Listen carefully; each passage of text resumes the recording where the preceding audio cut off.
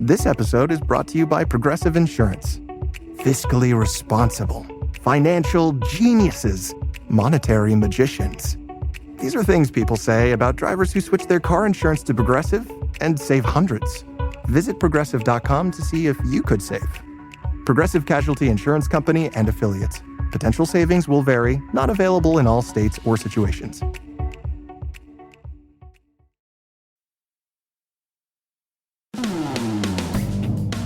Canada's new so-called gun buyback program. Is it going to work, or is this a pipe dream from the Liberals that's just put there to make it look like they're doing something? Hello, welcome to the Full Comment Podcast. My name's Brian Lilly, your host. We've all heard by now the audio, or at least some of the audio, of Public Safety Minister Gary Andesangri speaking with a constituent, someone who rents a property from Minister Andesangri, who is a gun owner. And unbeknownst to Minister Gary, he was being recorded as he talked about the program that he was about to roll out, Canada's gun buyback program, more than 5 years after it was announced. Well, what happened? We heard Andesangri downplaying the program, claiming it wouldn't work, saying it was only for Quebec, and making comments that would make you think, well, the minister just doesn't actually believe in this. You know what I'm asking? I know a lot more. I'm not an expert on this. Right? I'm not an expert. Quebec, for example, is in a very different place in Ontario. I get it. Quebec is in a different place than other parts of Canada. So what is going on here then? Is this all just political? Does this program have a chance of succeeding? What will it mean for legal licensed firearms owner? Ian Runkle is a lawyer based in Edmonton, Alberta. He is also a popular YouTube host. You can find him at Runkle on the Bailey, and he comments often on these issues. We had a conversation about what this program means, what the penalties could be. Do people have legal recourse given what the minister has said to just ignore this? And what is the cost going to be to Canadian taxpayers? So, Ian, we've got a gun buyback program. I put the air quotes around that because these are guns that the government never owned, but they somehow feel like they can buy them back. We've got a minister who doesn't believe in it and says it won't improve public safety. From a legal perspective, does the fact that the minister has publicly stated this won't work and he'll bail people out if they get arrested over it, or he'll compensate them for it, does that have any legal bearing? Because I've heard a lot of folks in the gun community saying, well, if I get charged, I'll just point and say, well, Minister Andesangri doesn't believe in this. Why should you?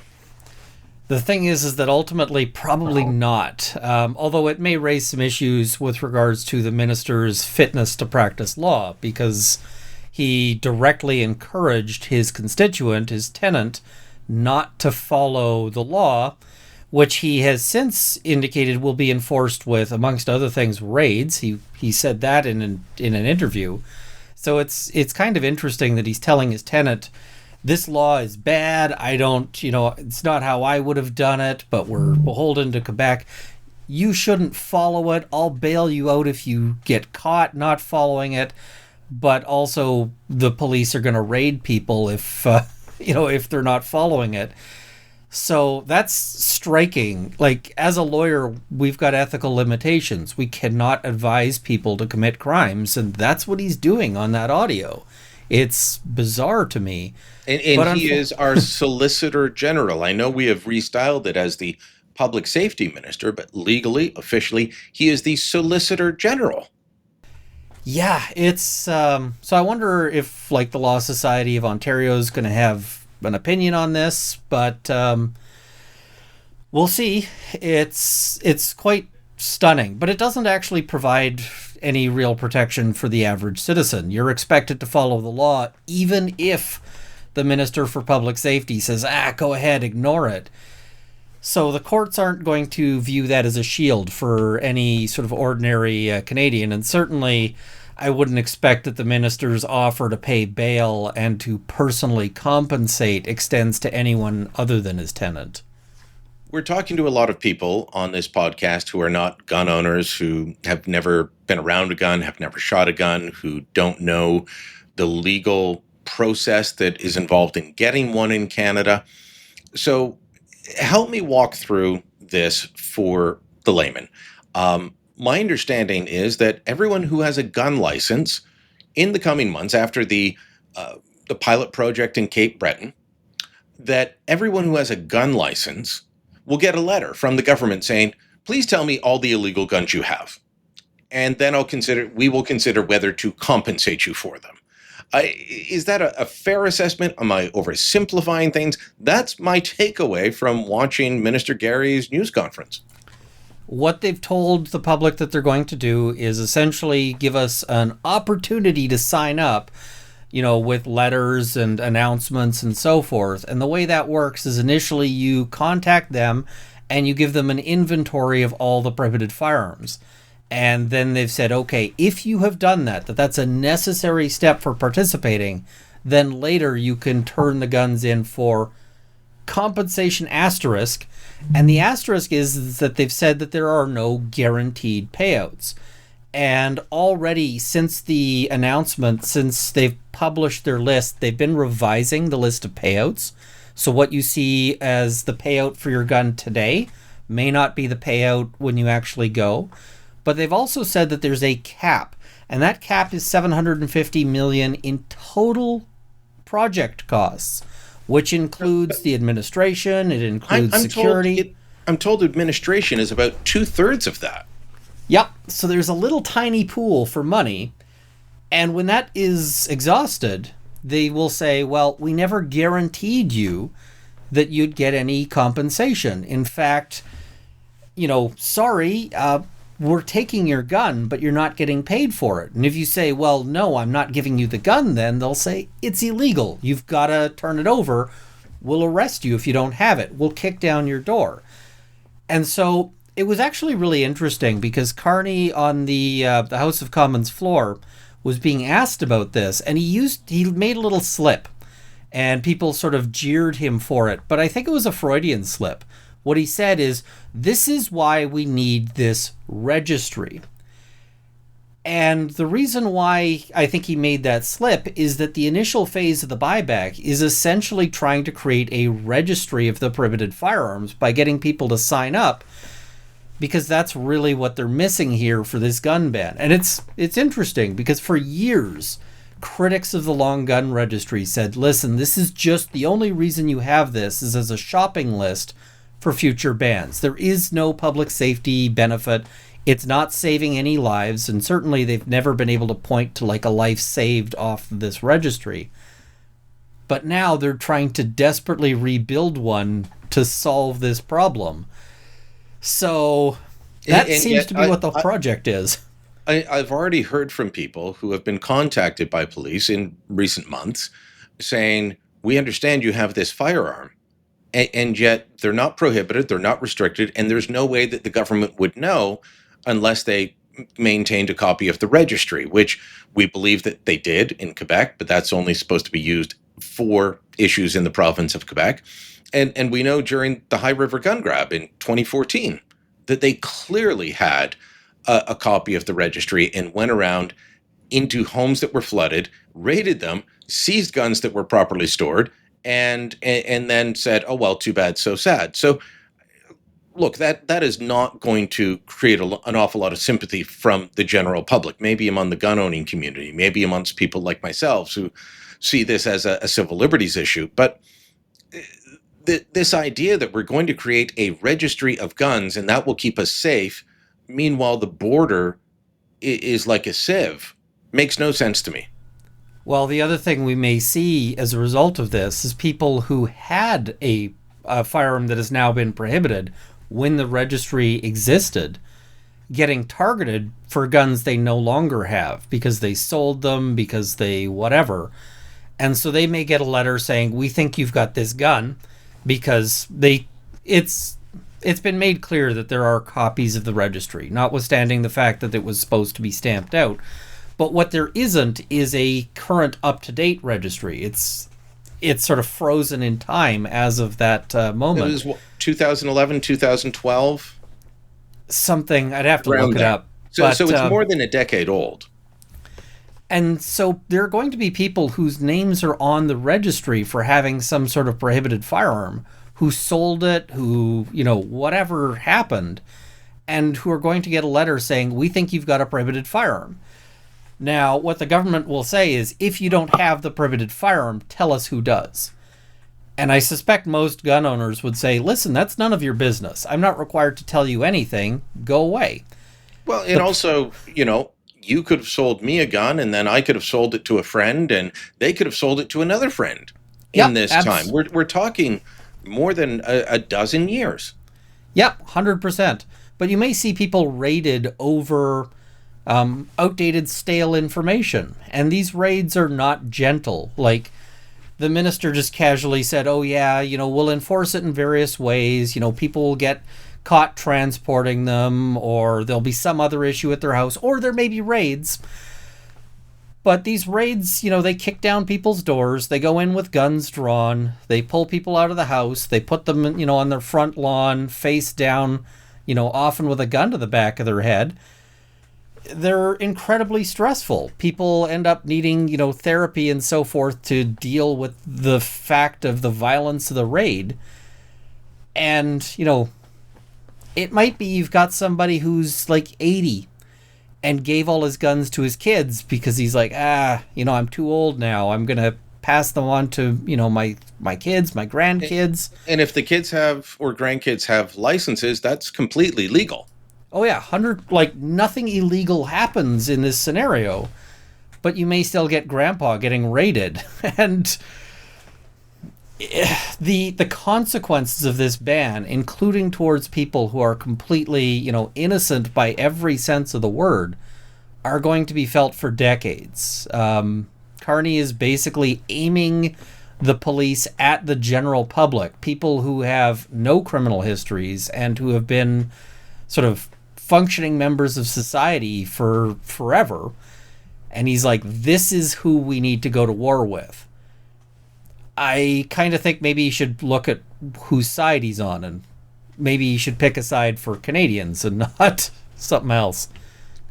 There are so many bad Trudeau-era policies that the government has decided to walk away from or quietly let slip away. This should have been one of them. We are financially in a horrible moment, and this $742 million expense, and I expect it will go higher. I don't believe the cap. It always does. I never do. But they could have said, you know what, we're in a different place now. We are in a tough spot. We believe that it would be better to focus on seizing illegal guns that are used in crime at the border rather than focusing on this list. They could have done that, and they chose not to. And that is clearly a partisan political consideration because there's no public safety element here. Well, and when they say, oh, this was a campaign promise, they dropped electoral reform like it was a hot rock. They promised that they would keep up tariffs. Those are gone. They promised that they would maintain the digital services tax. And I mean, it's a good idea to get rid of it, but they certainly promised that was going to be, we're going to keep that. That's gone. So they've been shedding promises left, right, and center. When they say, oh, we're keeping this one because it was a campaign promise. Well, first, they were pretty quiet about it on the campaign trail. They made a couple of comments here and there. Mostly in Quebec? Mostly in Quebec. And they also did the classic thing where they'd say, they'd include the line en français and then leave it out of the English version of what they were saying. But why, when they say, oh, this is a campaign promise, it's clearly not that, because they have no problem dropping those. It's clearly this is something ideological. They want to punish a group of Canadians who they see as voting for the other side. And, that isn't how our country should work. Our politicians should not be identifying Canadians into groups of supports us and opposes us to punish the groups that oppose us. That's very much, that's a dark path for a government to follow. Ian, I remember being up in the Ottawa Valley. It was up around Deep River, Chalk River, and that place had been liberal for decades until the gun registry came along, and then in the 90s it switched to Canadian Alliance and then Conservative. And I remember talking to people. I'm, up visiting friends, and this guy says, "Do you want to see my never vote Liberal again card?" And I said, "What's that?" And he pulled out his gun registry card. And this was an area that was one of the most reliably Liberal areas in Eastern Ontario. And you can find these across the country. And they stopped voting Liberal because the Liberals decided, well, you're not worth it anymore. But Quebec is. And so if we can talk about that, I know, you're approaching this from a legal point of view, but you're also a gun owner. You're also an advocate. How frustrating is it to hear Minister Andesangri just openly say that they're doing this because of Quebec? Well, I'll actually say it was a bit of a relief to see him say something honest for once, because since then, he's been going on his media tour saying, oh, it was a joke.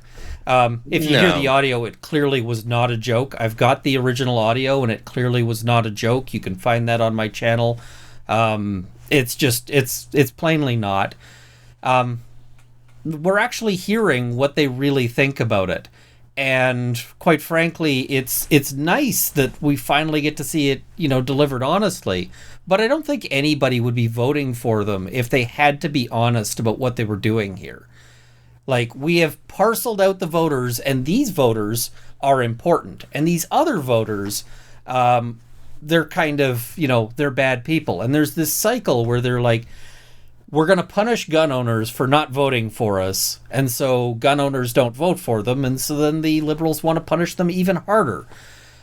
There's a lot of firearm owners who were saying, hey, this government doesn't look so bad, right up until this government was, going full bore on gun bans. And in fact, this probably isn't the end, because Polly, who have been really driving the show here, let's give the full name of the group, Polysuffisant. That's the group related to École Polytechnique. It's a small group of people, but they've got an incredible degree of power over this government, over the Liberal Party. And, they're an unelected sort of pool that they just sort of threaten the government jumps. But they've said, we want the SKS included in this ban. We demand that. And previously, Trudeau had said, well, we're going to grandfather in all these guns, until Paul Souvien said, well, no, we demand that they be destroyed. And that's why they're on this course now, because Polly made that further demand. And so for people that don't know guns, the SKS is an Eastern European, rifle that's a bolt action. It's used by a lot of hunters. It's semi-auto. Oh, it's semi-automatic. Sorry, yes. Yeah. But it's used by a lot of people who, it's a cheap rifle to buy. It's basically a mostly failed World War II design. Yeah. But it's used by a lot of people who are just getting into it, into shooting or into hunting, and it's used in a lot of Indigenous communities, and that's why Trudeau was reluctant to back away from it, because the Indigenous community said, hey, wait a minute, don't you take that rifle away from us. It's incredibly common in Canada because they were available very inexpensively. They're semi-automatic, but they have a fixed magazine, and those magazines in Canada are pinned to 5 rounds, and they can be used to reliably hunt a deer or a moose or an elk. They're not the best choice for it, but they're an inexpensive choice, which made them, amongst other things, incredibly popular on reserves where people may not have a whole lot of money. A few years ago, they were going for $249. Yeah, now they go for like $1,000. Oh, really? Their prices have gone up, and they're going to go way up now because they're one of the few semi-automatic rifles still left. But they also have the advantage of functioning very well in cold temperatures. Cold weather, like really cold, like Canada gets, can actually be quite rough for a gun. And one of the things that you'll see is metal parts bind to other metal parts. So many bolt actions, for instance, you might go to cycle the action and find that it's just absolutely jammed shut. So the Canadian Armed Forces have had this problem with, Arctic firearms, in that there's only so many guns out there that can actually function if you are, say, northern Alberta. Well, the SKS reliably performs, including in those circumstances. And so it's become a very favored firearm for a lot of people in those circumstances where it's like, we need something that works in the cold. We need something that's been inexpensive. Developed by the Russians, who have Siberia. Go figure. Yep, exactly. And so in many ways, it's Canada's gun. I'm actually, sort of working on that as a thesis for a video. But there were sort of two firearms that we got lots of at one point. And that's the Lee Enfield and the SKS. And arguably, the SKS has had a much greater role, including on reserves, than the Lee Enfield ever did. It's a very popular firearm, and there's just so many of them out there. But if they ban that, and if they say we're going to do this, buyback, they're going to be arresting Indigenous people for the next 30 years over this ban and jailing them. Let me ask you this, because my understanding is the SKS, like so many of the firearms now banned, was unrestricted. And so the government doesn't know who has those. And that's why they have to send out a letter and say, please tell us all the guns you have that are banned. They really don't know what is out there, do they? I'd add an asterisk to they don't know who has an SKS, because almost every licensed firearm owner in Canada has an SKS. They're that common. And when I say an SKS, it might be 2 or 3. They're just everywhere. So if they go ahead and ban the SKS, that's going to be so many people, including everybody who they, there's the few people who they always find for a quote saying, I'm fine with this ban. Well, they're not going to be fine with it when their SKS gets banned. And the expense, just in terms of, like, even if they didn't pay a single dollar for the SKSs, even if they said we're not paying anything, the expense of rounding up and dealing with all of them would be immense. And there's going to be like thousands and thousands of these that never get turned in. I don't think, for instance, that, the Mohawk out near Oka, I don't think they're going to turn in their SKSs. They know that their land out there really isn't a golf course, precisely because they had firearms. And it's we're not going to see great turn up, especially in Indigenous communities, both because there's less free flow of information, but also I just think that there's going to be a lot of people who say, we're not doing it. We're just going to keep hunting with what we've always hunted with. And the number of people who get jailed, just the cost of imprisoning people for violating these bans over the years, you can't even put a dollar figure to it. It's going to be absolutely insane. Ian, before we take a break, I want to ask you about the idea that there are no hunting rifles on here. I got an email from a reader, Howard, who said that he owns a Ruger number 1 chambered in the caliber .45-70, a cartridge which dates back to 1873. This is a single-shot, breech-loading, lever-operated rifle produced by the U.S.-based firearms manufacturer Stern Ruger and Company. He has a modern reproduction of the gun from the 1870s. He describes how difficult it is to reload this gun. And this is the type of gun that is favored by people who are hunting big game and believe that you should have one shot. Because by the time you chamber another bullet, the animal's gone.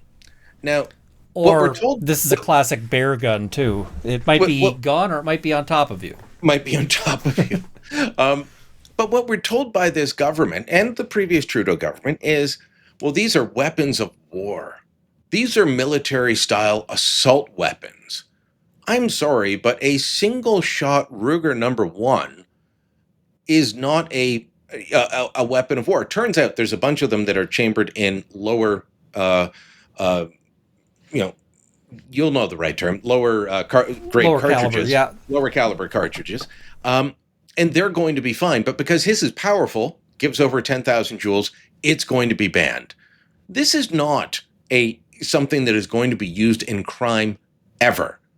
And yet the government is banning this, and there are many examples like this. So are they trying to gaslight us and saying there's no hunting rifles on there, no duck guns, these are all weapons of war? I've looked at the list, and I don't think any army is going to want to go into battle with these. Maybe that's why Ukraine said, no thanks, we don't want these after you collect them. The vast majority of these guns are perfectly suitable for hunting. And in fact, this includes the firearms that, for instance, they give Fish and Wildlife to protect them from bears. So, if it's good enough for Fish and Wildlife, and when the government hires hunters to deal with problem deer, they are equipped with items on this prohibited firearm list. So when the government hires professional hunters, they're equipped with things that the government says are not suitable for hunting, which is very strange. The Ruger number 1 is a really interesting sort of case study because it's a bit of the government playing fast and loose on that as well. They've said, well, we've only banned the really high, high caliber ones. But the thing is that those are very suitable for instance, bear defense. Polar bears are a thing in Canada. This kind of thing. But the way the language is written, it actually defines the Ruger number 1 as a firearm that is banned entirely. So what I expect we'll see is that initially they'll say, well, we're only covering some models of the Ruger number 1 because right now they don't want the Ruger being used as an example of them overstepping. But later we're going to see them saying, well, actually the text of the law is that all Ruger number 1s are banned, and we're going to take your Ruger number 1 chambered in .22 because you could have it rechambered into something bigger, and so we're just going to take all of those. And all of the people who are affected by that later reclassification, and if you say it could never happen, it's happened repeatedly already, where they've said that a gun that they considered legal, they then change their mind and consider it to be prohibited. And that's without like a further ban. That's just the RCMP changing its mind.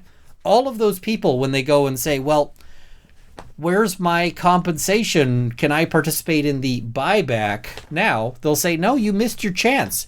You were supposed to participate in the buyback back when we were telling you that your rifle is still legal. But now that we're telling you that it's not and never has been since the ban, you should have known we were wrong and you should have participated in the buyback. So it's unreal. We do need to take a quick break, Ian, but when we come back, I want to ask you about grandfathering. It's something that we used to do all the time. It's something that we were supposed to do on this one. Now we're not. We'll talk about that back in moments. This is Tristan Hopper, the host of Canada Did What?, where we unpack the biggest, weirdest, and wildest political moments in Canadian history you thought you knew and tell you what really happened. Stick around at the end of the episode to hear a sample of one of our favorite episodes. If you don't want to stick around, make sure you subscribe to Canada Did What? Everywhere you get podcasts. When we've banned guns in the past in Canada, Ian, going back to the banning of fully automatic, a lot of people might be surprised to learn it used to be legal to have a fully automatic firearm in this country. When we banned a bunch of guns in the lead up to the gun registry at various times, there have been grandfather clauses in the legislation. Yep. And in fact, it's still there. And we've just said, okay, you can't buy this anymore. You can't sell it. You can't give it to anyone. Or in some instances, you could pass it on to someone else with a similar proper license. But you couldn't import anymore. And if you didn't have one of these already, you're not going down to the local gun shop and buying them. Yeah. Initially, in the May 2020 order in council, essentially an executive order. Justin Trudeau was governing like Donald Trump off the desk with an executive order on that. It amounts to the same thing. When Trudeau did that initial order in council, there was a grandfather clause, and then it was taken out. Why was it taken out, and why did we do this before and we aren't doing it now? So initially, Trudeau had floated, we'll grandfather these in. And a grandfathering is really just a slow ban, but it does tend to diminish the sort of level of anger that we're seeing right now. But the Then Police se souvient told Trudeau, we are super upset about the grandfathering. We do not approve. And we will disinvite you from our sort of memorial events unless you agree. And they did disinvite him one year. They disinvited him, and then they reinvited him because he said, well, we're going to go back. We're not going to grandfather. And so, interestingly, they basically blackmailed our government, and our government folded very quickly and said, okay, well, we'll just turn around on this. It's amazing just how much control this very small, special interest group has. But that's why we're not seeing grandfathering here. No. I've read the media in this country, Ian. I know the truth. It's the gun lobby. You guys, you gun lobbyists, you have all the power. Well, I'm not actually a lobbyist. I'm a lawyer, and I'm a guy who's got his own opinions. But that's it. But it's striking, and we see all these things. They initially had it in there and then pulled it out, the grandfathering clause. They actually put in all sorts of provisions to allow them to grandfather, which they then pulled back on. So. And they could still go and say, hey, we're going to grandfather these. They could still make that decision.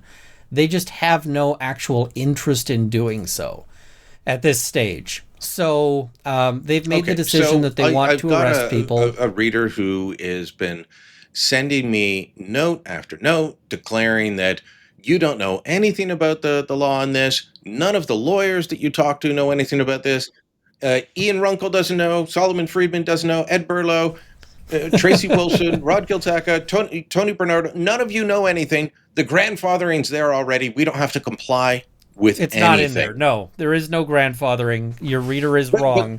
But they're pointing to the previous legislation that has grandfathering clauses in the Firearms Act and claiming that this applies, and none of us know how to read. So what's your advice to someone who is believing this sort of thing that is out there on the internet? If the legislation goes through, if everything stays as is, what's your advice to someone who would believe that? Do some more research and listen to the subject matter experts on this one, including, the government has been very clear that people will be raided if they don't comply with this. So, now, the interesting thing is, as you mentioned, there are people who are grandfathered in for including fully automatic firearms, and that's not covered by this. There are people who have full auto firearms that will continue to be able to have those full auto firearms. I was chatting with a guy who's got an FN, the first firearm I trained on in the military. I would love to go out and shoot it. Can't. Yep. But he's grandfathered. And I mean, interestingly, because of some of the things I do, I've got a business firearms license that allows me to have prohibited firearms. So there is the possibility, if I decide to participate in the buyback, that some of that money might be used to buy actual full auto weapons of war and that kind of thing. But for the average person who doesn't have that very unusual and difficult to get license, they are covered by the bans. And even if they're grandfathered in other categories, even if you're allowed to keep the FN, the AK-47s, whatever they might be sitting on, this new ban is not grandfathered. There's no grandfathering in for that. So, it might be, we'll have people in the very strange scenario of being told you can keep your AK-47, but you have to give up your GSG-16, which is, a semi-auto 22 long rifle firearm suitable for shooting rabbits and grouse, but nothing bigger than that. Tin cans. So it's all very frustrating. If you don't comply, my understanding is that you would face serious penalties. How serious are the penalties? Beyond the raids, which, as you've pointed out, can be traumatic, can be awful. What kind of time in jail are you facing for if you just say, you know what, I'm not going to comply, and then you're caught? Well, typically possession of a prohibited firearm and ammunition, because most of the owners will also have ammunition on hand, is measured in years, not days. Previously, that used to be something that had a 3-year mandatory minimum. That was struck down by the Supreme Court, but the Supreme Court struck it down, but they said in most cases the 3 years will be appropriate. And I don't know how the courts will deal with this. The courts may say, listen, this is an unusual circumstance, we're going to impose lesser penalties. But you don't necessarily know that. The courts may look at this and say people knew this ban was coming, they chose to willfully defy the government, and therefore higher penalties are appropriate. So I can actually see the courts giving stiffer penalties for people who defy the ban than the folks that are running around the streets of Toronto, where I'm sitting right now, with illegal guns. Because at the Toronto Sun, we're constantly reporting on people getting very light sentences who are repeat violent offenders with gun crimes. And you look at the sentence and you say, how is this feasible? It's their third conviction, and they're putting public safety at risk. But I can see courts giving a harsher sentence to someone who defies the government on a ban than defies the government on the criminal code. It's very much possible. And, you see the government has been making some big asks for sentencing lately on people who are sort of perceived as defying the government. I don't know if they'll get it, but they'll certainly, they may be going in saying, we think this person is willfully defying the government. And they may say, compliance with the ban has been low, so therefore we need to impose stricter penalties in order to pressure other people who haven't yet complied to get them into agreement. So that's kind of the issue there. So you talked about compliance. Tell me if you've heard this. The government made it clear that they're hoping to get about 200 firearms out of Cape Breton. Talking with some people who are much closer to this issue than I am, who said, well, the actual number is probably in the thousands, but they're going to claim victory if they get 200. And they're not really looking for high compliance. They just want a political win. Have you heard that sort of chatter as well, that they're not really looking to seize everything? They just want to be able to tick off a box and say, we did this? The 200 they're basically doing as a little pilot project, and they intentionally set a number that is way below the number of firearms that exist in that community. And so basically what they're doing is they're setting it so low that if they get minimal compliance, they'll be able to say, this is a rousing success, we got 200 guns. Mm-hmm. It's like if you decided to ban Honda Civics and you said, we will consider it a great success if we get 10 Honda Civics turned in. Well, there's 10 Honda Civics in my building. Yeah. And so this is the thing, right? They can say we sold out of our 200 slots. They're gonna pitch it like it's a concert, sold out in like 2 weeks or whatever. But it's a way to sort of polish minimal compliance in ways that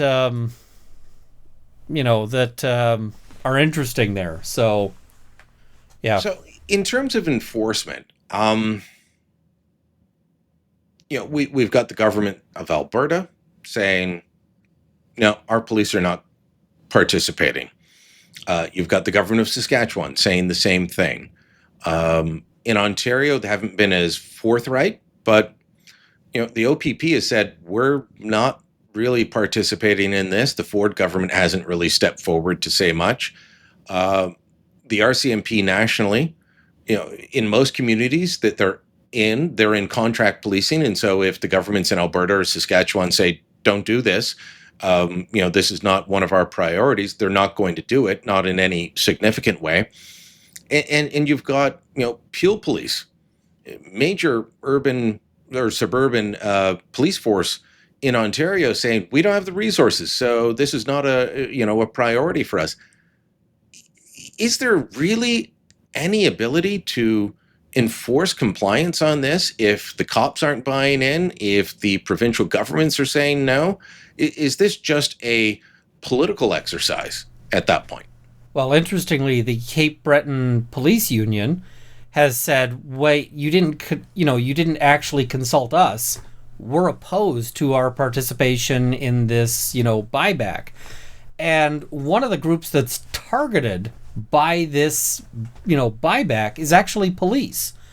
Because when you think about who was buying ARs, a lot of them were either Canadian military or Canadian police wanting something similar but not the same as what they use on duty so that they could practice off duty and so that they could train with it. There's a lot of police who own ARs, just a ton of them. And so the question is are the police going to be enforcing this against the police? Are the police going to be enforcing this against the military? Like, are these the groups that we really want to be going after right now in times of stress and turmoil? Do we really want to be picking a fight with the Canadian military and the Canadian police? And you might say, well, they don't all own these things. The problem is if you raid one Canadian Armed Forces member, right, and you go and you kick down their door, you take their AR-15, you put them up for discipline, you've just made enemies with like 50 people for that one guy because his friends are not going to approve, their friends are not going to approve. It's this giant, bizarre fiasco. It's this weird fight that they're insisting on picking for like no reason. Well, okay, first off, for anyone that doubts you that, it's kicking in doors, that is exactly what will happen. It's a kicking in of doors. It is the big heavy hammer that goes through and knocks the door over. But in terms of ARs, correct me if I'm wrong, but I can remember two instances of significance of that firearm being used in crime in Canada. One was a botched mob hit here in the Toronto area years ago, and that was an illegal AR-15 brought in from the United States. And the other one is the Nova Scotia mass casualty. And Gabriel Fortman brought in his AR illegally from the United States. He had been reported for having illegal guns many times, and the RCMP did nothing. So, we've got two instances of the AR-15 being used in crime in Canada, both of them illegally smuggled in. And yet that is the focus of this ban because, well, it's used a lot in mass shootings in the States, where it's the most common gun, perhaps, in the United States. Everything about this, from beginning to end, was all about optics and politics and emotion and importing American storylines into Canada to feed a particular political narrative. I feel like a lot of these people really, like, often when I say I like firearms, they'll say, oh, why don't you go to the U.S.? But I feel like a lot of these people really wish they could go to the U.S. and fight the U.S.'s problems, because these have not been Canadian problems. When we look at the two instances of an AR-15 being used in a homicide in Canada, neither of them were legally owned. As you mentioned, one of them was literally like organized crime. And if you don't think organized crime can get access to contraband, I don't know what to tell you. But the other one was an individual who had no firearms license, and the police got repeated notices. Like, he had a ban. He had a ban on owning guns. And the police got repeatedly told, this guy is dangerous. This guy has a bunch of illegal firearms. You need to go deal with this guy. And they sat there, and they did nothing, and they did nothing, and they did nothing. And so we get this ban, largely it appears to cover for the police having failed to act in critical ways. Because as a gun owner, like, if I go and start posting things about, like, whatever, they can actually go and ban me from having guns. They can say, we're taking your license away for that.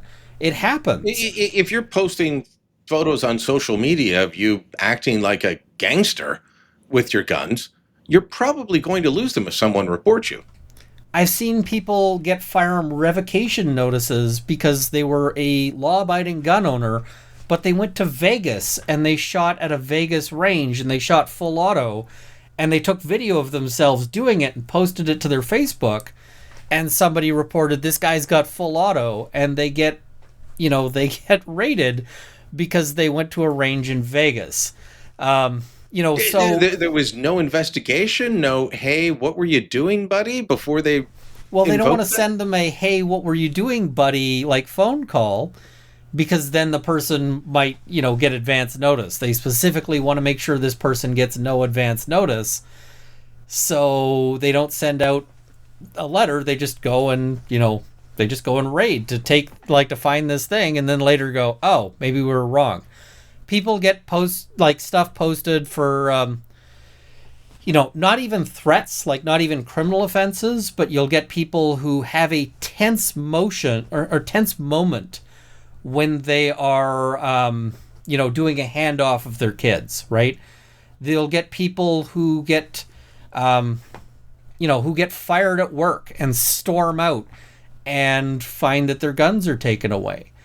All of these things can result in firearms licenses being taken away. Any mental health issue, right, and the Liberal Party's made it even easier, such that if you confess, any sort of mental health concerns to your doctor is able to report those and have your firearms license taken away, and which I think is kind of counterproductive. It'll make people less willing to seek help, but that's its own point.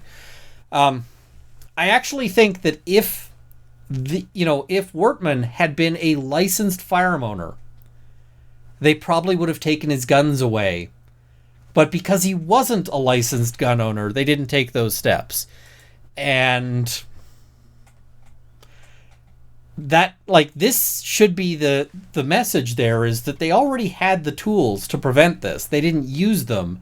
But of course, the blame can never fall on inadequate policing. The blame has always got to be on, on the people who didn't do anything. So, but they very much want to solve U.S. problems. They see a shooting in the U.S. and they say, oh, well, we got to prevent that from happening here. It's not happening here. It's never been the Canadian problem. We have a very different gun culture. We have very different gun regulations, storage laws, all of that. And most of those laws, by the way, the Canadian gun-owning community is fine with. I'm sure there are some things on the margins they'd like to change. They definitely don't like the current ban or the quote-unquote buyback. But, most of the rules were not things that people were complaining about. They were, okay, fine, yeah, I'll comply with this. And yet you're right. We seem to have a political class that wants to solve American problems in Canada. Well, and some of these things may end up causing bigger problems here. They've imported some U.S.-style systems that have been problematic in the U.S., like red flag laws. And the red flag laws are ripe for abuse. I mean, because to a degree, we already had them, as you say. If you could lose your firearms over, several different reasons and courses. We did, but here's this the fun expands thing. It further. The police used to have to be involved in the system. And so, as an example, there is an individual who has recently been declared vexatious, and the police know him to be vexatious, but also the police believe that he wants to kill me. They gave me a duty to warn letter as a result of that. Now, if he goes into a courthouse and they don't recognize him, they don't know who he is, if he ex parte decides to bring an application to have me prohibited from having firearms and the court doesn't figure out who that is, that comes with a police raid. So anybody who has a grudge and is willing to lie in court can theoretically go into a court and swat any other Canadian just by going in and making up a story. And before, the police had to be involved in that process. So the police had to be the ones initiating it. And so before, you'd go to the police and you'd say, I have these concerns, and the police could investigate them. The police could say, and for instance, the police could look at the person who is bringing those concerns and say, this person has a record for assaulting the person they're targeting. This person has a record for stalking. This person has several different things. The court won't see your criminal record. if you go in. The court won't see that you are, a person who makes false police complaints every 10 minutes. They won't know any of that because they don't have access to those databases. It's very much ripe for abuse, and these are the kinds of things they're putting in without thinking about it, by looking at what does the US have in some states, the most restrictive states, and we'll just do that here without actually looking and saying, has this gotten people killed in the US? And the answer to that is yes, it has. And it will here too at some point. It's funny, just the other day, in response to a question on bail reform from Pierre Poilievre, Mark Carney accused the Conservatives of trying to import American-style justice and bail reform, when in reality, the 2019 bail reforms that made release default was an American import brought about by left-wing academia, and it was implemented at the same time in the U.S.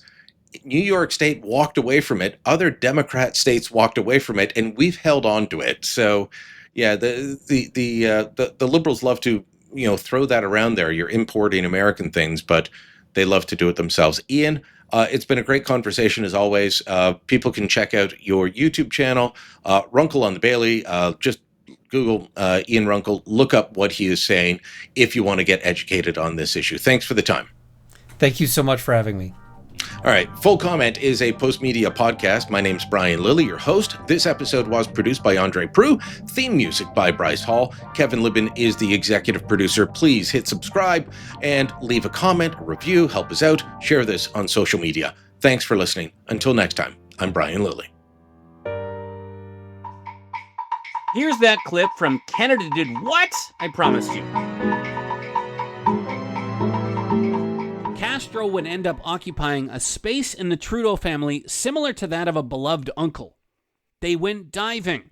They smoked cigars together. They gathered sea urchins for beach cookouts. Informal talks at an island hideaway intensified their respect for each other, and their mutual enjoyment of skin diving added to the rapport. In addition to a well-publicized 1976 summit meeting, Trudeau took 3 separate vacations to visit Castro after his time in politics had ended. I can make just one reference to Pierre Trudeau's sons to show the closeness of the relationship. The nickname that the Trudeau sons had for Fidel Castro was Papa Fidel. So that gives you an indication of the closeness of the bond that existed between a communist dictator, thorn in the side of every American administration for the past 50 years, and Pierre Trudeau. When Trudeau's youngest son, Michel, died in an avalanche in 1998, Castro called the family in tears to express his condolences. As an 8-year-old, Michel had referred to Fidel Castro as his best friend. When Pierre died, Fidel declared 3 days of mourning in Cuba and flew to Montreal to act as an honorary pallbearer. Every time Trudeau went down to Cuba, all the people in South Florida, the exiles, were thinking, why is this Western leader giving comfort to a murderous dictator, who is oppressing their people in Cuba, and saying, good things about Fidel Castro? And as I've mentioned, to have him in the pew at Trudeau's funeral, in the front row, as a dignified person, when he had been such a brutal leader, says more about Pierre Trudeau than it does about Fidel Castro. Here's where we should probably touch on what Castro had done and what he was continuing to do while going on beach vacations with the Trudeau family. If you want to hear the rest of the story, make sure you subscribe to Canada Did What? Everywhere you get your podcasts.